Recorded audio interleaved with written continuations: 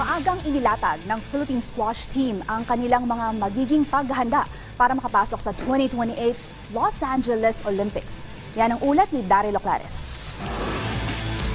Kabilang ang softball, cricket, flag football at lacrosse, isa ang squash sa 5 mga bagong sport na nakatakdang laruin sa 2028 Los Angeles Olympics. Ito ay ayon sa naging desisyon ng International Olympic Committee sa isinagawang 141st session nito lamang Oktubre ng nakaraang taon. Bagamat malayo pa ang 2028, sinisigurado ng Philippine Squash Team na ngayon pa lamang ay naghahanda na sila sa tulong ng kanilang bagong head coach na dating world number 5 na si Wewern Loh. Sa panayam ng PTV Sports kay Filipina squash player Jamaica Arribado, binigyang papuri niya ang Malaysian mentor dahil sa magandang sistema na inilatag nito sa pambansang koponan.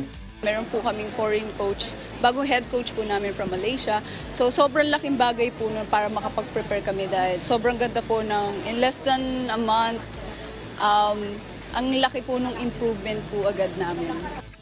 Para naman mas mapalapit sa kanyang Olympic dream, dagdag ni Arribado, nagbalik siya bilang professional squash player para mas mapataas ang kanyang rankings. For now po, nag-start po ulit ako maglaro ng professional kasi po ang PSA ranking po is very important po para mag-qualify po sa Olympic. So pati po yung mga junior po namin, upcoming junior player po namin, nag-start na rin po sila maglaro ng professional para po preparation for the Olympic. Sa kasalukuyan ay naghahanda na ang koponan para sa Southeast Asian Squash Championships na gaganapin sa Rizal Memorial Sports Complex ngayong Hunyo. Daryl Oclares para sa Pambansang TV sa Bagong Pilipinas.